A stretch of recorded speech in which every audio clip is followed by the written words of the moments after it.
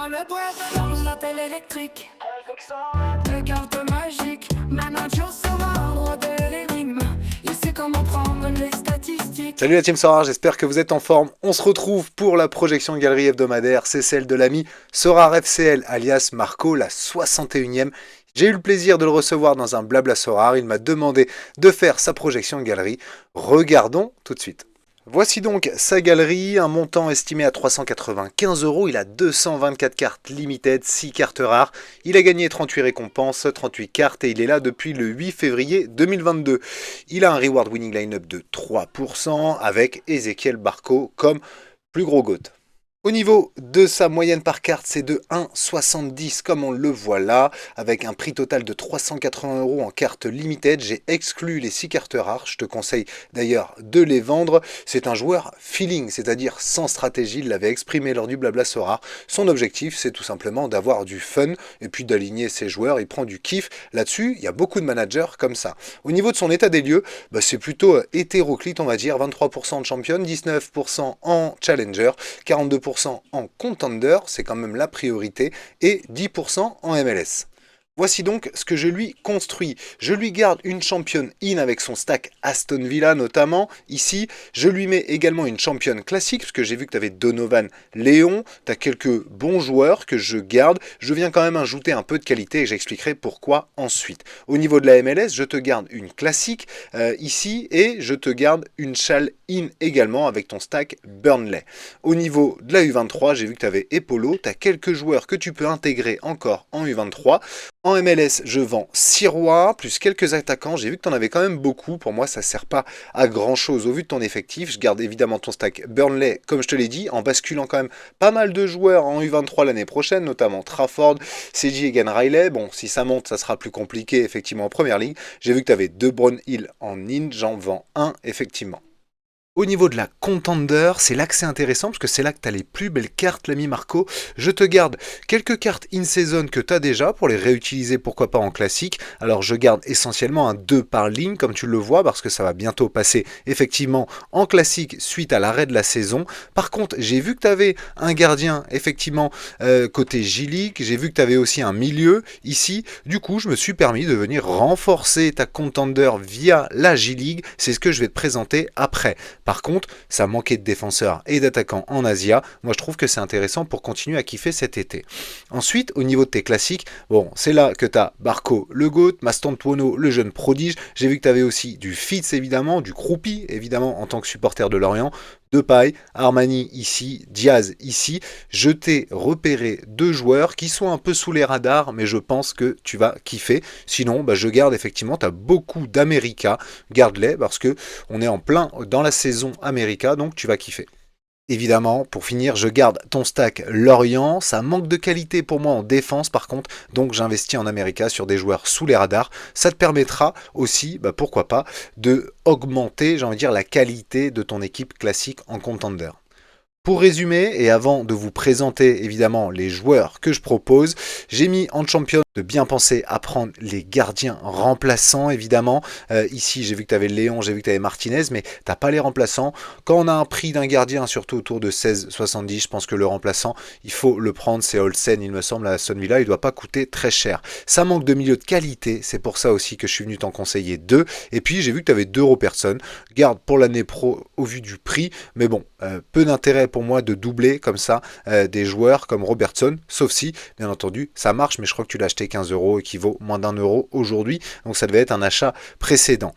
En MLS, j'en ai parlé déjà, ici, j'en ai parlé également, et donc, pour conclure, je t'ai mis tous les joueurs que tu avais ici, maintenant, avec l'annonce de Sorar, comme quoi ils allaient augmenter le mode Arena, surtout à partir de la saison prochaine, avec de nombreuses possibilités, je pense, côté gameplay, je te propose ici de venir trier tout simplement les joueurs qui jouent ou les joueurs qui ne jouent pas.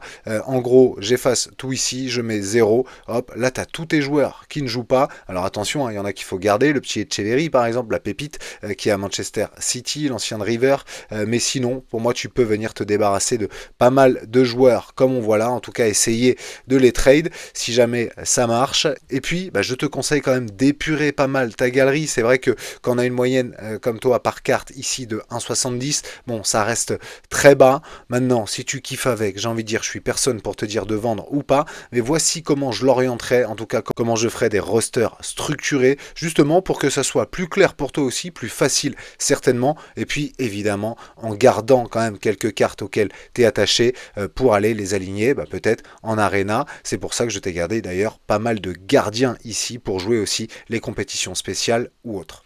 Pour aller améliorer ta champion et notamment au milieu de terrain, j'ai pensé à Hicham Boudaoui que je trouve un peu sous les radars parce qu'il coûte 1,24€ en in-season uniquement. Alors vous allez me dire, il reste plus beaucoup de matchs, mais c'est très bas je trouve pour un joueur qui a ce L5 là et surtout qui est capable d'aller chercher du AA comme on le voit ici contre Angers ou encore contre Strasbourg. À noter, il est international aussi algérien, à voir si c'est titulaire ou pas, mais ça peut être intéressant pour aller jouer quelques midweek, notamment ici pendant la CAN. On le voit 24 décembre, 28 décembre ou encore 31 décembre. Mais bon, Hicham Boudaoui, il reste 2 matchs contre les 2 clubs bretons, Rennes et Brest.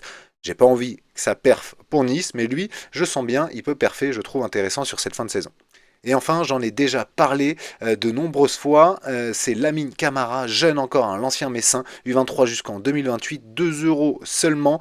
Pour moi, c'est un futur, en tout cas très bon joueur, capable d'aller chercher du A comme on le voit ici. Je trouve que il est capable de très très beaux scores. Je pense qu'il va encore monter en puissance, c'est sa première saison à Monaco. Attendez-vous à ce que, si ça reste, évidemment, parce qu'on connaît Monaco qui est capable de vendre tous ces jeunes joueurs, mais si ça reste, je pense que c'est un joueur qui s'imposera au milieu de terrain.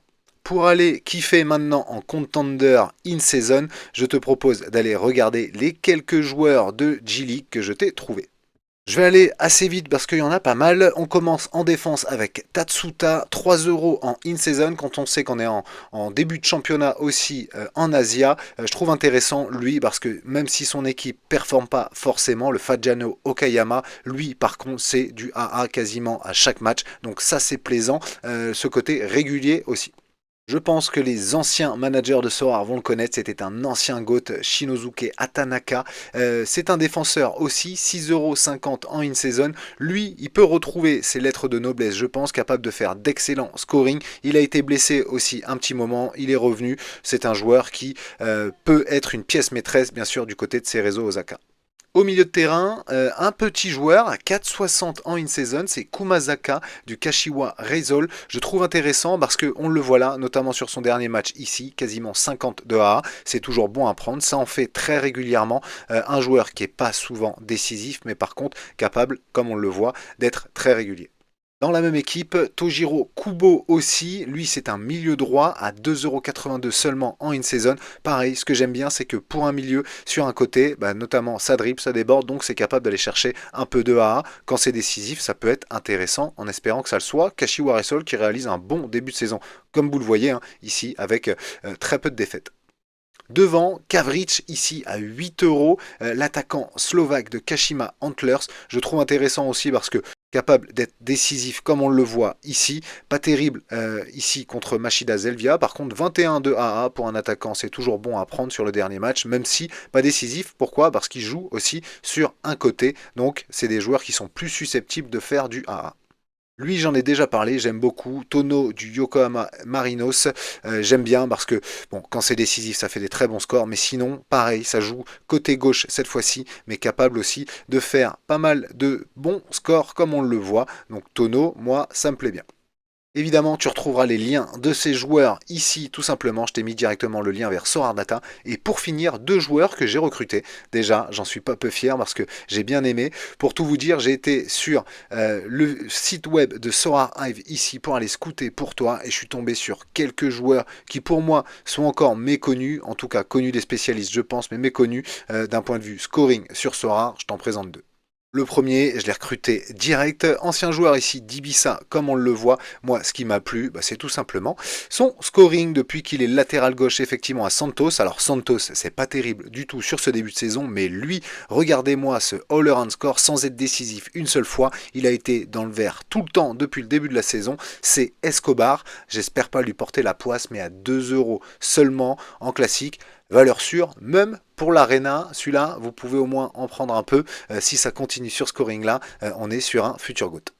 Il a 36 ans, lui, donc il coûte 1,41€, mais il est du côté de Lanús, effectivement, en Argentine. L'ancien joueur, il me semble, de Liga 2, si je dis pas de bêtises. C'est quoi ça? C'est Sporting Riron, non? Ouais, je crois. Donc, l'ancien joueur de Riron aussi, j'aime bien, parce que pareil, pour un défenseur central, il touche beaucoup de ballons, donc capable de faire beaucoup de A, surtout quand son équipe, justement, fait le clean sheet. Et Lanús, on voit que ça encaisse pas beaucoup, Ça a pris un but ici, c'est tout, sinon sur les 7 derniers matchs.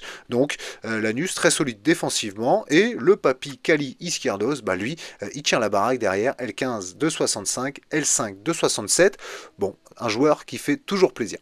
Voilà l'ami Marco pour la projection de ta galerie, j'ai apprécié l'affaire, j'espère que tu apprécies aussi le rendu. Je te dis pas de vendre tous les joueurs, garde ceux qui jouent bien entendu pour l'Arena, on sait jamais, mais en tout cas je pense qu'il y a un tri à faire, ça te donne aussi une structure, c'est toujours plus facile derrière pour faire ses équipes quand tout est bien structuré. On peut aller se faire kiffer et prendre un peu de profondeur et des joueurs qu'on kiffe, etc. Mais quand on sait où on va, c'est toujours aussi agréable. J'espère que vous avez kiffé, n'hésitez pas à me donner vos retours bien entendu également sur les joueurs proposés, et puis on se retrouve très vite pour une prochaine projection de galerie. Salut!